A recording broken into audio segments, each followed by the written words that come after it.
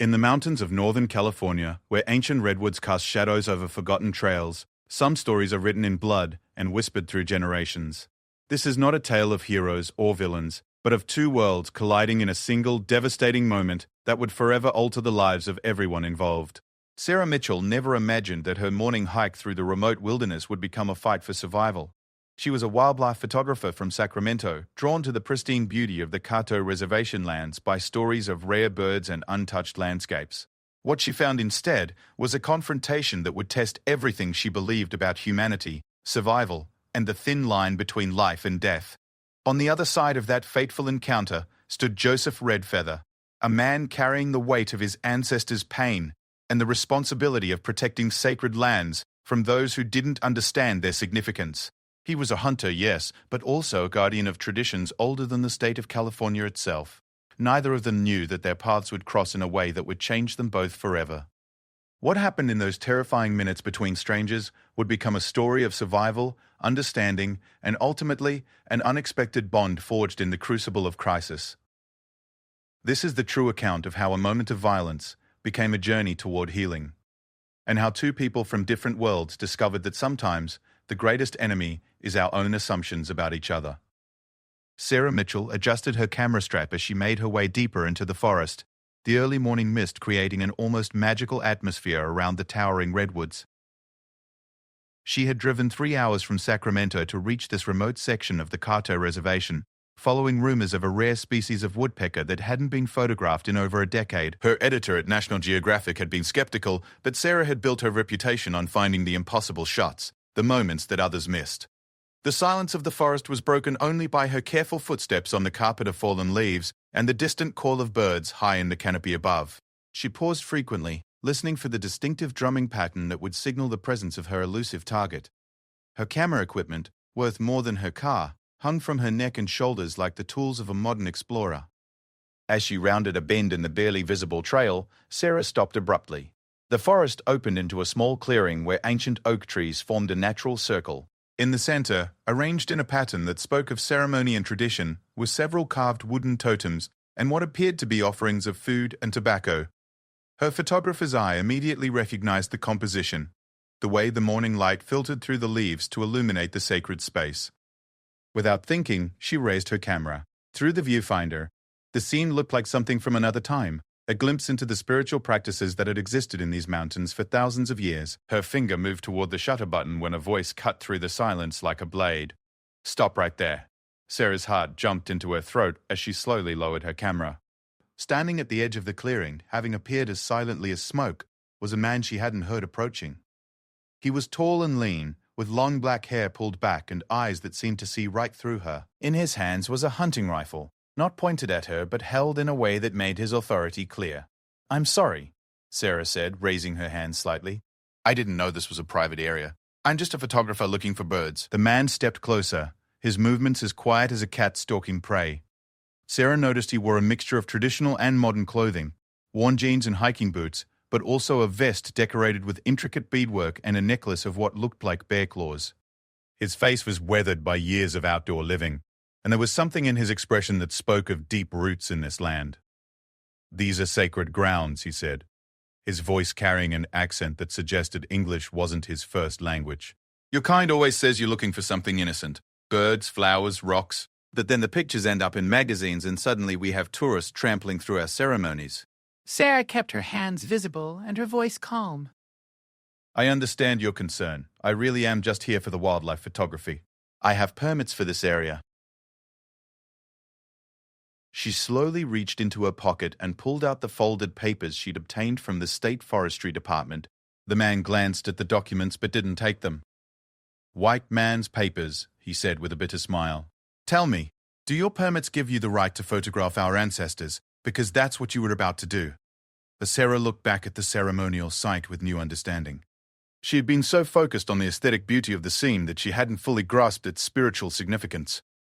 "I'm truly sorry. I didn't mean any disrespect. I can delete any photos I might have taken and leave immediately." "You haven't taken any photos yet," the man observed, studying her carefully. "But you were about to. The question is, what kind of person are you? The kind who respects boundaries when asked, or the kind who makes excuses?" There was something in his tone that made Sarah realize this was more than just a warning about trespassing. This felt like a test. Though she wasn't sure what the right answer might be, she thought about her assignment, about the rare bird she'd come so far to find, about the story that could make her career. Then she looked at the sacred space again and made her decision. "I'm the kind who respects boundaries," she said, and meant it. She began to back away from the clearing. "I'll go back the way I came. I'm sorry for intruding." The man lowered his rifle slightly, and something that might have been approval flickered in his eyes. "What's your name?" "Sarah Mitchell. I'm a wildlife photographer from Sacramento." "Joseph Redfeather," he replied, "and I'm the person responsible for keeping people like you from turning our sacred spaces into postcards." Despite the tension of the moment, Sarah found herself curious about this man who moved through the forest like he was part of it. "Have you lived here your whole life?" Joseph nodded toward a barely visible path that led deeper into the woods. "My family has been on this land for more generations than your people have been in California. We've watched the forests shrink, watched the animals disappear, watched our sacred places become tourist attractions. So yes, we're protective." "I can understand that," Sarah said, and realized she genuinely could. "In my work, I've seen what happens when natural places become too popular. The very act of sharing their beauty can destroy them." Joseph studied her for a long moment, as if trying to determine whether her words were genuine or just what she thought he wanted to hear. Most photographers I've met talk about capturing images, like they're hunters. You talk about sharing beauty. That's different. Sarah felt some of the tension leave her shoulders. "Photography taught me to really see the world, not just look at it. When you spend hours waiting for the perfect light, the perfect moment, you start to understand that everything is connected. The bird I'm looking for, these trees, this sacred space, it's all part of the same story." "What bird?" Joseph asked, his curiosity apparently getting the better of his wariness. "The Cahto woodpecker. It's named after your people, actually. There are stories about it from the 1800s, but no confirmed sightings in recent years. Some scientists think it might be extinct." Joseph's expression changed, becoming more thoughtful. "Black with white patches? Red on the head? Makes a sound like two rocks knocking together?"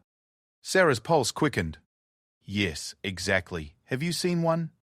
"Maybe," Joseph said carefully, "but not in the places where your permits say you can go." The implication hung in the air between them.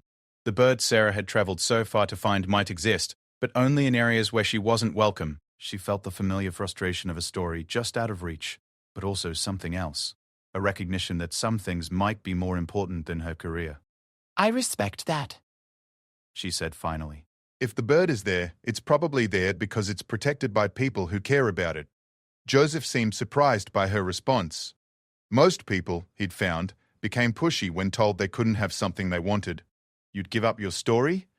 If it means protecting something that matters to you and your people, yes, I would. They stood in silence for a moment, the forest around them seeming to hold its breath. Sarah could hear birds calling in the distance, not the woodpecker she'd come for, but dozens of other species creating a symphony of wilderness sounds. For the first time since arriving, she really listened to the forest rather than hunting through it. "There's something you should know," Joseph said finally. "That bird you're looking for? My grandfather used to tell stories about it. In our tradition, it's a messenger between the living world and the spirit world. Seeing one is supposed to be a sign of great change coming." Sarah felt a chill run down her spine that had nothing to do with the morning air. What kind of change? The stories don't say. Could be good, could be bad, but always significant. Joseph shifted the rifle to his other hand, a movement that seemed more relaxed than threatening. "Maybe the fact that you're looking for it means something." "I don't really believe in signs and omens," Sarah said, though even as she spoke the words, something deep inside her wondered if that was entirely true. "Neither did I," Joseph admitted, "until I started seeing things that couldn't be explained any other way." Before Sarah could ask what he meant, the sound of breaking branches came from somewhere behind her. Both of them turned toward the sound, Joseph raising his rifle again. Through the trees, Sarah could see movement, several figures making their way through the forest with far less care for stealth than Joseph had shown. "Hunters," Joseph said grimly, "and not the respectful kind." The voices became clearer as the group approached, and Sarah could hear laughter and crude jokes that made her stomach turn. These weren't people who had come to the forest with reverence. or even basic respect for the land. You need to leave, Joseph said urgently. Now. Go back the way you came and don't stop. What about you? This is my responsibility. I'll handle it. Sarah wanted to argue, wanted to stay and help somehow, but she could see in Joseph's expression that her presence would only complicate whatever was about to happen. She began to move toward the trail, but paused and looked back. Joseph, she said quietly, thank you for treating me with respect, even when I didn't deserve it. He nodded once, his attention already focused on the approaching voices. Remember what I said about the bird? If you see it, pay attention to what happens next. Sarah disappeared into the forest, moving as quickly as she could while trying to stay quiet. Behind her, she could hear Joseph calling out to the other hunters, his voice carrying a warning that needed no translation. She hoped he would be safe, hoped that whatever confrontation was brewing would resolve peacefully. She was halfway back to her car when she heard the first gunshot. The sound froze her blood and sent every bird in the forest into panic flight. Without thinking, she turned and began running back toward the clearing, her camera equipment bouncing against her body. She knew she should keep going, should get to safety, but something inside her couldn't abandon the man who had shown her such unexpected kindness. As she got closer, she could hear shouting, angry voices overlapping in a way that suggested confrontation had escalated into something dangerous. She slowed her approach, moving carefully from tree to tree, until she could see into the clearing where she'd first encountered Joseph. What she saw made her heart sink. Joseph was on the ground, his rifle several feet away from him, blood staining the front of his shirt. 3 men stood over him, all of them armed, all of them looking like trouble. One of them was going through Joseph's pockets, while another kept his gun trained on the wounded man. Please, Sarah heard Joseph say, his voice weaker than it had been before. The sacred items, don't touch them. The man searching his pockets laughed. Sacred to who? You people are all the same, thinking you own the whole damned forest. Sarah realized she was witnessing something that went far beyond a simple hunting dispute. This was about something deeper, something that connected to generations of conflict and misunderstanding. She also realized that Joseph was badly hurt and needed help that these men clearly weren't going to provide. Moving as quietly as she could, Sarah began to circle the clearing, looking for a position where she might be able to help. She had no weapon, no training in combat, but she did have her camera, and she did have a cell phone. Maybe she could document what was happening, get help, do something other than just watch. As she moved, her foot caught on a fallen branch, sending it crashing into a tree, with a sound that seemed to echo through the entire forest. The 3 men spun toward the noise, their weapons raised. Someone else is out there, one of them hissed. Find them, ordered the apparent leader. A heavy-set man with tattoos covering his arms and a look in his eyes that suggested violence was nothing new to him. Sarah's mind raced as she heard footsteps moving in her direction. She was trapped between staying hidden and trying to help Joseph, between her own safety and doing what she knew was right. In that moment of decision, she thought about what Joseph had said about the woodpecker, about signs and changes. Maybe this was her sign. Maybe the change that was coming was the choice she made right now. Taking a deep breath, Sarah stepped out from behind the tree where she'd been hiding and raised her hands. Don't shoot, she yelled, her voice carrying across the clearing with desperate authority. The bullet struck the tree next to her head, sending splinters of bark flying across her face and into her hair. The sound was impossibly loud, a violence that seemed to tear apart the peaceful morning like paper. One of the men, the one who had fired, was already working the bolt on his rifle to chamber another round. Well, well, he said with a grin that made Sarah's skin crawl. Looks like we got ourselves a witness. Joseph, despite his injury, managed to lift his head from where he lay bleeding on the ground. Let her go, he said, his voice strained but determined. She's not part of this. The leader of the group walked over to where Joseph lay and knelt down beside him. From her position at the edge of the clearing, Sarah could see him pull something from his belt, a large hunting knife that caught the morning light with a cold gleam. Bite this, the man said, pressing the leather handle of the knife between Joseph's teeth. It'll be over soon. The leather handle of the hunting knife tasted of salt and fear as Joseph bit down on it, his teeth marking the worn surface that had clearly served this purpose before.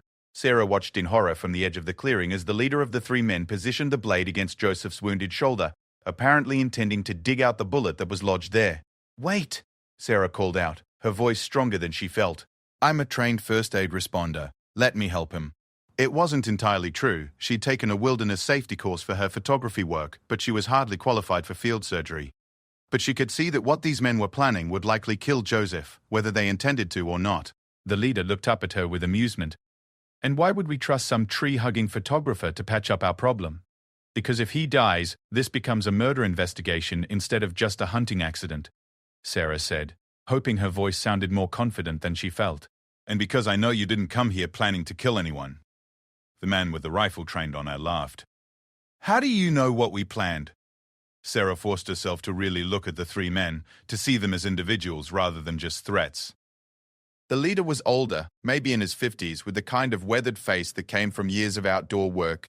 His clothes were expensive hunting gear, and his rifle was the kind that cost more than most people made in a month. The other two were younger, one of them nervous and constantly shifting his weight from foot to foot. The other trying to project toughness but failing to hide the uncertainty in his eyes. Because you're not killers, she said, addressing the leader directly. You're hunters who came across someone you thought was trespassing, and things got out of hand. But it doesn't have to end badly for anyone. The nervous young man glanced between Sarah and his companions. Maybe she's right, Dale. Maybe we should just get out of here. Dale, the leader, stood up slowly, leaving the knife beside Joseph but not removing it from his reach. You seem to know a lot about us for someone who just wandered into the middle of our business. I know you're not from around here, Sarah said, taking a careful step closer. Your gear is too new, too expensive. You're probably from the city. Came up here for a weekend hunting trip. You saw someone you thought was poaching on your territory and confronted him. When he didn't back down, someone got trigger happy. The third man, the one who'd been quiet until now, lowered his rifle slightly. How did you know all that? Because I'm a photographer, Sarah said. I've spent years learning to read people, to see the story behind the image. And your story isn't that of cold-blooded killers. It's of people who made a bad decision and now don't know how to fix it. Dale walked closer to Sarah, close enough that she could smell the alcohol on his breath and see the calculation in his bloodshot eyes. So what exactly are you suggesting, Miss Photographer?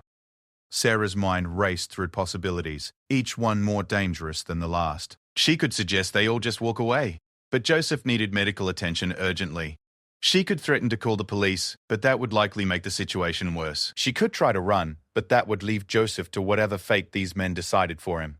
I'm suggesting we work together to fix this, she said finally. Joseph needs medical attention, but he doesn't need a hospital. I can treat his wound well enough to stabilize him, and then we all go our separate ways. No one reports anything, no one gets arrested, and no one dies. The nervous young man stepped forward eagerly. That sounds good to me. I never wanted anyone to get hurt.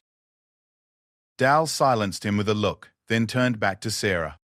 And what guarantee do we have that you won't go straight to the authorities the minute you get back to civilization? The same guarantee you have that I won't document everything that's happening here with my camera and upload it to the cloud before any of you can stop me, Sarah said, patting the camera that hung around her neck. It was a bluff. Her camera wasn't connected to any network out here in the wilderness, but the men didn't know that. Dale's eyes narrowed as he considered the implications. You're smarter than I gave you credit for, he said finally. Smart enough to know that everyone benefits if this ends peacefully, Sarah replied. From the ground, Joseph spoke around the knife handle still clenched in his teeth. She's right. Let her help, and I won't pursue this matter further. Dale looked skeptical. And we're supposed to trust the word of someone who was trespassing on our hunting grounds? These aren't your hunting grounds, Joseph said, managing to remove the knife from his mouth long enough to speak clearly. This is Cahto reservation land. You're the ones trespassing. The nervous young man looked stricken. I thought you said this was public land, Dale. It is public land, Dale insisted, but Sarah could hear the uncertainty creeping into his voice. No, Sarah said gently. It's not. I have the permits and maps in my backpack. This entire area is part of the Cahto reservation. You're hunting illegally on Native American land. The silence that followed was heavy with the weight of realization. The three men exchanged glances, understanding that their situation had just become much more complicated. Hunting illegally was one thing, but hunting on reservation land, shooting a Native American man in the process, was something else entirely. This is bad, the quiet man said, speaking for the first time. This is really bad. Dale's face had gone pale beneath his tan. Nobody said anything about reservation land. I'm guessing whoever told you about this hunting spot conveniently left that part out, Sarah said. But that doesn't change the fact that Joseph needs help, and we all need to figure out how to handle this situation responsibly. Joseph struggled to sit up, his face contorting with pain. The bullet went through, he said, examining his shoulder. It's not as bad as it looks, but I'm losing blood. Sarah knelt down beside him, ignoring the weapons still pointed in her general direction. "Can you move your fingers?" Joseph flexed his hand, wincing but managing the movement. "Yes. Good. That means no major nerve damage." Sarah opened her backpack and pulled out her first aid kit. It was more comprehensive than most, designed for extended wilderness expeditions, but it still wasn't equipped for gunshot wounds. "This is going to hurt," she warned Joseph as she began to clean the wound. "But I think you're right that the bullet went through cleanly. We need to stop the bleeding and prevent infection." As she worked, Sarah was acutely aware of the three men watching her every move. The nervous one had lowered his rifle completely, while the quiet one kept his pointed at the ground. Only Dale maintained his threatening posture, though she could see doubt creeping into his expression. "You know," Sarah said as she applied pressure to Joseph's wound, "there's something I'm curious about. What made you think this was a good place to hunt?" Dale hesitated before answering. "Fellow I met at a bar in Ukiah said this area was full of game, said the locals never came up here." "Did this fellow happen to be a large man with a scar on his left hand and a tendency to talk too much when he's drinking?" Joseph asked. Dale's eyes widened. "How did you know that?" "Because Tommy Brewster has been selling hunting information to out-of-town sportsmen for years," Joseph said, "and he's been deliberately sending people to reservation land because he thinks it's funny to watch city folks get in trouble with tribal authorities." The nervous young man threw his rifle down in disgust. "I knew we shouldn't have trusted that guy. He was way too eager to help." "Tommy's got a grudge against the tribe," Joseph continued, his voice growing stronger as Sarah's treatment began to take effect. "His family used to own land that bordered the reservation, and he's never gotten over having to sell it when the casino development changed property values." Sarah secured the bandage around Joseph's shoulder, grateful that the bleeding had slowed considerably. "So you're all victims of the same scam in a way." Dale finally lowered his rifle, the fight seeming to go out of him. "Christ, what a mess." "It doesn't have to be," Sarah insisted. "Joseph's injury is treatable. No permanent damage done. You were misled about the hunting rights. Everyone has a reason to want this to end quietly."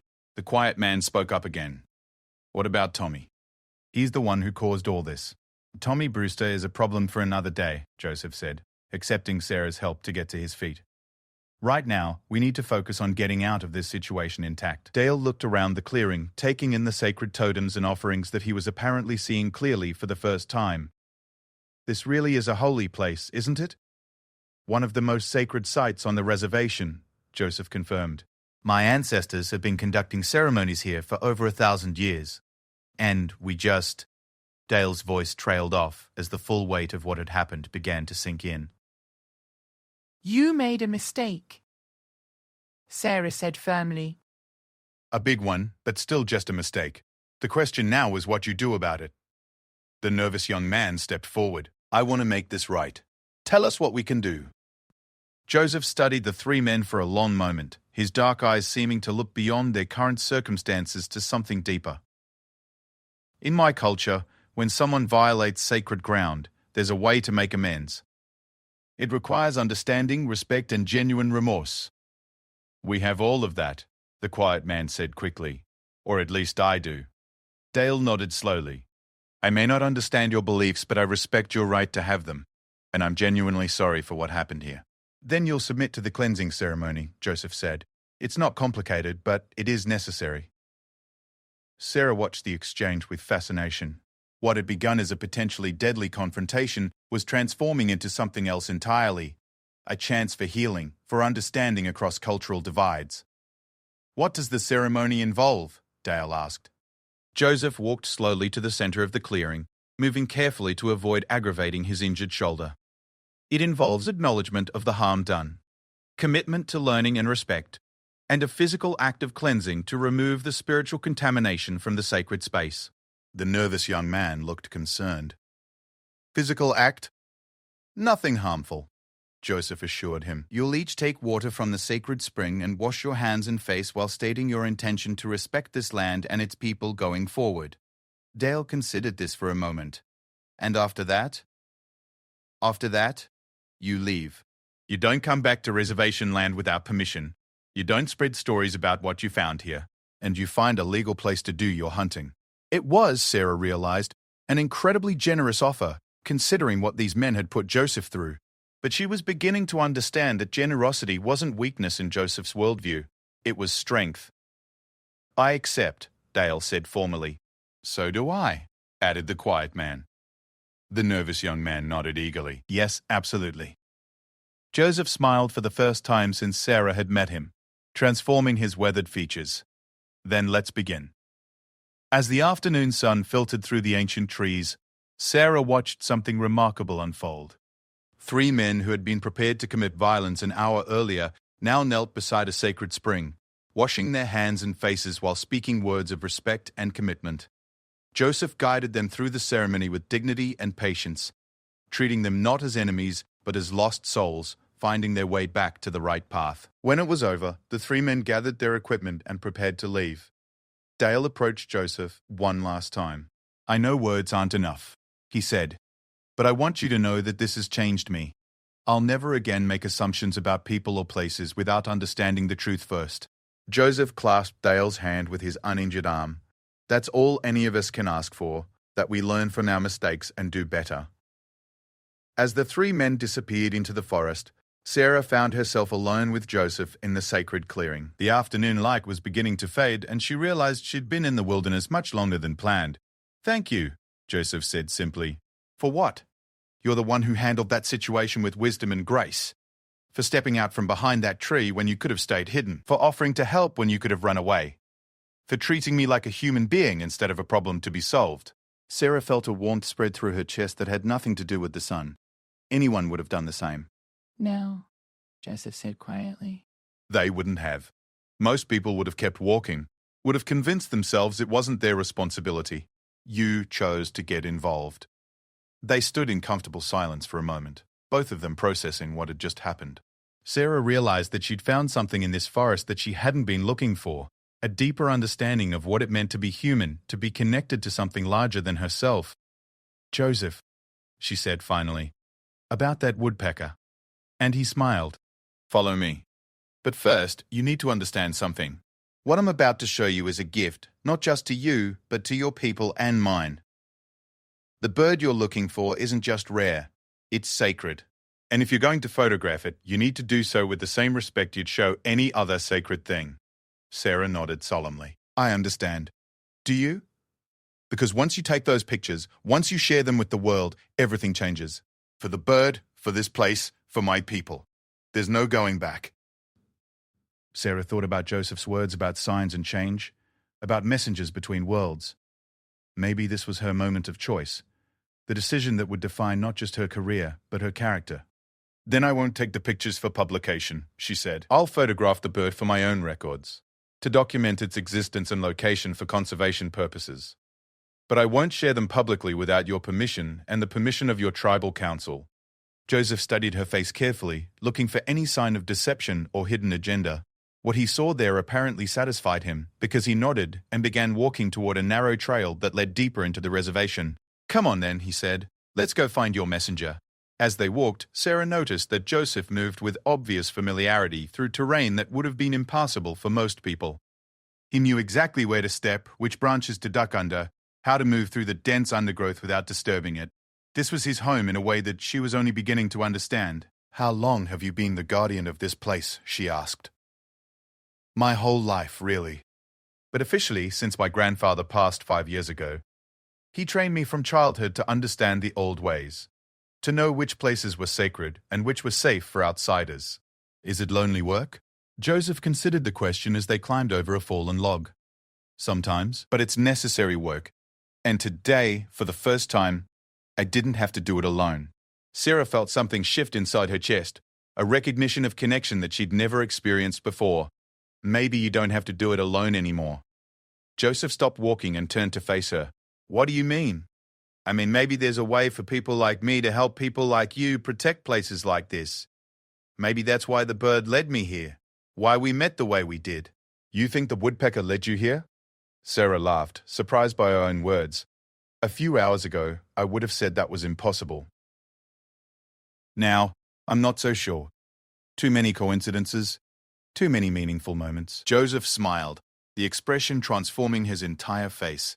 "My grandfather would have liked you.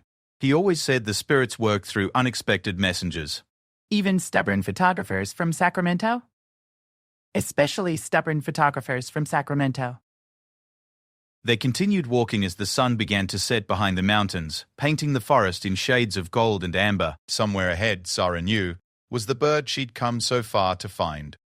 But she was beginning to realize that the woodpecker had been just an excuse, a way for fate or chance or something deeper to bring her to this place, to this moment, to this man who was teaching her things about life that no camera could capture. The forest around them was coming alive with evening sounds, owls calling to each other across the canopy, small mammals rustling through the underbrush, the distant howl of coyotes beginning their nightly hunt. It was a symphony of wildness that made Sarah's heart race with the pure joy of being alive, of being present in this moment. "There," Joseph whispered, pointing to a massive oak tree about 50 yards ahead. "Do you hear it?" Sarah listened carefully, and after a moment she heard it, the distinctive knock-knock sound that Joseph had described earlier, like two rocks being struck together. Her pulse quickened as she realized she was about to see a bird that hadn't been documented in decades. "Remember," Joseph said quietly, "this is a gift. Treat it as such." Sarah nodded and slowly raised her camera, adjusting the settings for the low light. Through the viewfinder, she could see movement in the oak's branches, a flash of black and white and red that made her breath catch in her throat. The Cahto woodpecker was even more magnificent than she'd imagined. The Cahto woodpecker was larger than Sarah had expected, nearly the size of a crow, with jet-black feathers that seemed to absorb the fading light, and brilliant white patches that stood out like fresh snow against dark bark. Its red crest caught the last rays of sunlight filtering through the canopy, creating a crown of fire above intelligent dark eyes that seemed to be studying her as intently as she was studying it. Sarah had photographed thousands of birds over her career, but none had ever looked at her the way this one did. There was an ancient intelligence in its gaze, a sense of purpose that went beyond simple survival instincts. As she watched through her viewfinder, the bird tilted its head and knocked against the oak trunk once, twice, 3 times. Not searching for insects, but producing a rhythm that sounded almost like communication. "It knows you're here," Joseph whispered beside her. "Birds always know when they're being watched," Sarah replied softly. But even as she said it, she knew this was different. The woodpecker wasn't displaying the wariness that most wild birds showed in the presence of humans. Instead, it seemed curious, almost welcoming. Sarah took her first photograph, the camera's quiet shutter barely audible in the forest silence. The bird didn't startle or fly away.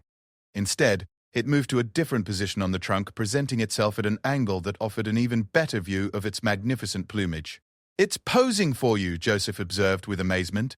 Sarah took several more shots, each one capturing a different aspect of the bird's behavior. It would knock against the bark, pause as if listening for a response, then move to a new location. The pattern seemed deliberate, almost ritualistic. "What do you think it's doing?" Sarah asked. Joseph watched the bird's behavior with deep concentration. In the old stories, the woodpecker is a messenger between the world of the living and the world of the spirits. When it knocks like that, it's opening a doorway, creating a connection between the two realms. As if responding to his words, the bird knocked 3 more times, then flew to a nearby branch where it could look directly at both humans. Sarah lowered her camera and found herself staring into the creature's eyes, feeling an odd sensation as if time had slowed down around them. "I think it wants something from us," she said. "Or it's trying to tell us something," Joseph replied. The woodpecker remained still for several more moments, then suddenly took flight, its wings making a sound like wind through autumn leaves. But instead of disappearing into the forest as Sarah expected, it flew to another tree about 30 yards away and resumed its rhythmic knocking. "It wants us to follow," Joseph said with certainty. They moved carefully through the underbrush, trying to keep pace with the bird without disturbing the forest around them. The woodpecker led them deeper into the wilderness, always staying just far enough ahead to guide them, but close enough that they could follow its distinctive call. As they walked, Sarah became aware of subtle changes in their surroundings. The trees grew larger and older, their trunks so massive that it would have taken several people holding hands to encircle them. The undergrowth thinned out, creating natural cathedral spaces between the giant redwoods. Most noticeably, the forest grew quieter, not with the silence of emptiness, but with the hush of sacred spaces. "Where is it taking us?" Sarah asked. "Somewhere important," Joseph replied. "These are the oldest trees on the reservation, some of them over 2,000 years old. This area is so sacred that even our own people come here only for the most important ceremonies." The woodpecker continued to lead them forward, its path seeming to follow some invisible route through the ancient forest. Sarah noticed that they were climbing gradually, moving up the slope of a mountain she hadn't even realized they were approaching. The air grew thinner and cooler, carrying scents of snow and stone from the peaks above. Finally, the bird came to rest on a fallen log in the center of a circular clearing, unlike anything Sarah had ever seen. The space was formed by a perfect ring of massive redwoods, their canopy so thick overhead that only scattered beams of sunlight reached the forest floor. In the center of the clearing, a natural spring bubbled up from the earth, its water so clear it seemed like liquid light. "This is the heart spring," Joseph said in a voice filled with reverence. "The most sacred place on our land. I've only been here twice in my life, both times with my grandfather for the most important ceremonies." Sarah felt an odd tingling sensation as she stepped into the clearing, as if the air itself was charged with some kind of energy. Her camera, which had been functioning perfectly, began to make strange clicking sounds, and the LCD screen flickered with patterns that looked almost like symbols. "Something's wrong with my equipment," she said, checking the settings. "Or something's right with this place," Joseph suggested. "The old people always said that the heart spring exists at a crossing point between worlds. Sometimes technology doesn't work the same way here." The woodpecker knocked against the fallen log 3 times, then flew to perch on a branch directly over the spring. As it landed, something extraordinary happened. The water began to glow with a soft pearl-like luminescence that had nothing to do with reflected sunlight. "Are you seeing, miss?" Sarah whispered. Joseph nodded, his eyes wide with wonder. "I've heard stories about this, but I never thought I'd witness it myself. The spring is said to glow when the spirits are trying to communicate with the living world." Sarah raised her camera instinctively, then paused. The glowing water was the most beautiful thing she'd ever seen, and every instinct she had as a photographer told her to document it. But something deeper, something she was only beginning to understand, told her that this wasn't meant to be captured in a photograph. "I don't think I should take pictures of this," she said finally. Joseph looked at her with approval and something that might have been pride. "Why not?" "Because some things are meant to be experienced, not preserved. Some moments are gifts that lose their meaning if we try to hold on to them too tightly." The woodpecker knocked again, and the glow in the spring intensified. Sarah could see shapes moving in the light, not fish or plants, but patterns that looked almost like writing, like messages being formed and reformed in the luminous water. "Can you read what it says?" she asked Joseph. He knelt beside the spring, studying the patterns carefully. "It's not words exactly, more like concepts, ideas. I think it's trying to show us something about the future." Sarah knelt beside him, trying to make sense of the flowing symbols. As she watched, images began to form in the glowing water forests filled with people, but not the destructive tourism she'd feared. Instead, she saw visitors who came with respect, who learned from guides like Joseph, who left the sacred places better than they found them. "It's showing us a vision of what could be," she breathed. A partnership. Joseph agreed. "People from your world and mine, working together to protect these places instead of fighting over them." The woodpecker knocked one more time, and the images in the spring shifted to show Sarah herself, standing before groups of people, sharing not just photographs but stories about the importance of sacred spaces, the need for respect and understanding between cultures. "It wants me to be a bridge," Sarah realized. "Not just a photographer documenting wildlife, but someone who helps connect 2 worlds." The glow in the spring began to fade, and the woodpecker prepared to take flight. But before it left, it fixed Sarah with one last long look. And in that moment, she felt something shift inside her heart. A sense of purpose she'd never experienced before. A calling that went far beyond her career. "Thank you," she whispered to the bird. It knocked once more gently against the branch, then disappeared into the canopy above, leaving behind only the memory of its presence and the echo of its message. Joseph stood up slowly, his shoulder obviously still painful, but his spirit seeming lighter than it had been all day. "Do you understand what just happened?" Sarah looked around the clearing, taking in the ancient trees, the sacred spring, the sense of peace that seemed to emanate from the earth itself. "I think the woodpecker brought us here to show us that there's another way forward, that instead of protecting these places by keeping people away, maybe we need to protect them by helping the right people understand their importance." "And you think you're one of those right people?" Eric considered the question carefully. A few hours ago, she would have said yes without hesitation, confident in her good intentions and respectful approach. But the events of the day had taught her that good intentions weren't enough. Real respect required understanding, commitment, and the humility to accept guidance from those who knew better. "I think I could be," she said finally. "But not alone, not without guides like you, without the blessing of your people, without a real commitment to doing this right." Joseph smiled, the expression transforming his weathered features. "Then maybe we should talk to the tribal council about creating a new kind of partnership." As they made their way back through the forest, the sun setting behind them and the first stars beginning to appear in the darkening sky, Sarah felt as if she was walking into a new chapter of her life. The woodpecker had shown them a vision of possibility, but it would be up to them to make that vision reality. "What happened with those hunters today?" Sarah said, as they picked their way carefully down the mountain trail. "That could have ended so differently." "But it didn't," Joseph replied. "They chose to listen, to learn, to make amends. And you chose to step out from behind that tree instead of staying safe. All of us had the chance to make the situation worse, but we all chose to make it better." "Do you think that's what the woodpecker was trying to tell us, that we always have a choice?" Joseph was quiet for a long moment, considering her words.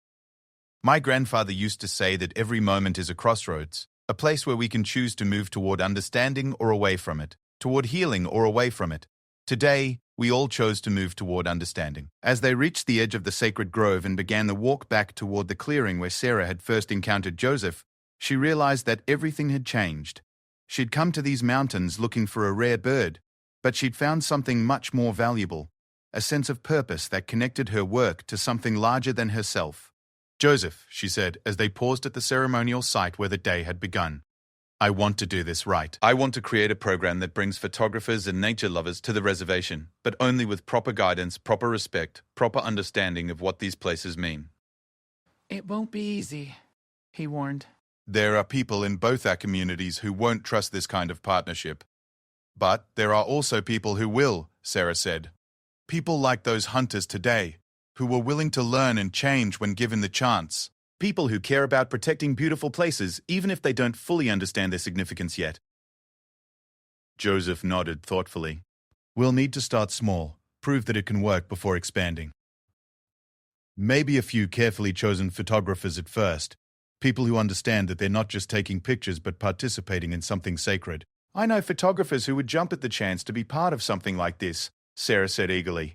"People who are tired of just documenting the destruction of wild places and want to be part of protecting them instead."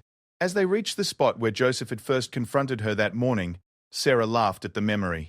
"When you stopped me from photographing the ceremonial site, I thought you were just another angry local trying to keep outsiders away. And when I saw you raising that camera, I thought you were just another tourist looking to turn our sacred places into postcards," Joseph admitted. "We were both right about the potential for problems, but we were both wrong about each other." Sarah looked at the ceremonial site with new eyes, seeing not just an aesthetically pleasing arrangement of objects, but a living connection to thousands of years of tradition and belief. "Will you teach me about the ceremonies? About what these objects mean, what the rituals accomplish? If the council approves our partnership, yes. But understanding our ways isn't something that happens overnight. It takes time, patience, and genuine respect for traditions that may seem strange to outsiders." "I have time," Sarah said. "And I'm finally beginning to understand what genuine respect actually means." They stood in comfortable silence for a moment, both of them processing the extraordinary day they'd shared. The forest around them was settling into night, filled with the sounds of creatures beginning their nocturnal activities. "Sarah," Joseph said finally, "I want you to know that what happened today, the way you handled yourself with those hunters, the choice you made not to photograph the heart spring, the respect you've shown for our ways, it gives me hope." "Hope for what?" "Hope that there's a future where people from different worlds can work together instead of fighting each other. Hope that these sacred places can be protected not by building walls around them, but by helping people understand why they're worth protecting." Sarah felt tears prick at her eyes, though she couldn't entirely explain why. "The woodpecker's message." "The woodpecker's message," Joseph agreed. As they prepared to part ways, Joseph to return to his home deeper in the reservation, Sarah to drive back to Sacramento with a story she could barely believe herself. They made plans to meet again in a week to discuss their ideas with the tribal council. "There's one more thing," Joseph said as Sarah gathered her equipment. "That camera of yours, you might want to check those pictures you took of the woodpecker." Sarah looked at her camera's LCD screen, scrolling through the images she'd captured. What she saw made her gasp with amazement. The photographs were unlike anything she'd ever taken. Not just technically perfect, but somehow imbued with a sense of life and presence that made the bird seem ready to fly right out of the frame. "These are incredible," she breathed. "It's like the bird wanted to be photographed." "Maybe it did," Joseph said with a smile. "Maybe it knew that those pictures would help tell the story we're trying to tell." As Sarah drove down the winding mountain road, her car loaded with more than just camera equipment. It carried the seeds of a new understanding, a new purpose, and a new friendship that would change both their lives. She thought about the day's events. She'd come looking for a rare bird and found something much rarer, a glimpse of what the world could be like if people chose understanding over fear, cooperation over conflict. Behind her, the forest settled into night, keeping its ancient secrets while preparing to share some of them with those who approached with respect and genuine desire to learn. And somewhere in the canopy of the Heart Spring clearing, a woodpecker settled onto its roost, its work as messenger between worlds complete for now, but ready to guide other lost souls when the time came. The vision in the glowing spring had shown them what could be. Now it was up to them to make it real. 6 months later, Sarah stood before a small group of photographers and nature enthusiasts at the edge of the Cahto reservation, Joseph beside her, as they prepared to lead the first official cultural photography tour. The program they'd created together had taken months of meetings with tribal councils, environmental groups, and photography organizations, but it was finally ready to launch. "Before we go any further," Sarah addressed the group, "I want you to understand that we're not just here to take pictures. We're here to learn, to show respect for places that are sacred to the Cahto people, and to participate in something that's bigger than just individual artistic expression." Joseph stepped forward wearing the same mixture of traditional and modern clothing she remembered from their first meeting. "You are guests here, but more than that, you are partners in protecting these places for future generations. What you photograph, how you share it with the world will determine whether this program succeeds or fails." Among the group was Dale, the hunter from that confrontational day in the forest. He'd contacted Sarah 3 weeks after their encounter, asking if there was a way he could learn more about the reservation and perhaps make amends for his earlier ignorance. His presence was a testament to the power of second chances and the possibility of real change. "Some of you are here because you love wildlife photography," Sarah continued. "Others are here because you want to understand a different culture. All of you are here because you believe that beautiful places deserve protection. Today, we're going to learn what that really means." As the group began walking into the forest, following trails that Joseph knew as well as the roads of his childhood, Sarah reflected on how much her life had changed since that morning when she'd raised her camera toward a ceremonial site and been stopped by a man she'd initially feared. The woodpecker's message had been about choice, about the possibility of connection across different worlds. Every day since then, she'd been making the choice to build bridges instead of walls, to seek understanding instead of judgment, to see her work as part of something larger than personal success. She thought about the bird often, wondering if she'd ever see it again. Joseph had told her that messengers appear when they're needed, and she suspected that the woodpecker had already moved on to guide other souls who were ready for transformation. But sometimes, in the quiet moments when she was alone in wild places with her camera, she would hear that distinctive knock-knock sound in the distance and know that the message lived on. In her work, in Joseph's teachings, in the growing partnership between two peoples who had chosen understanding over fear. The future stretched out ahead of them, full of possibilities as vast and mysterious as the ancient forest itself.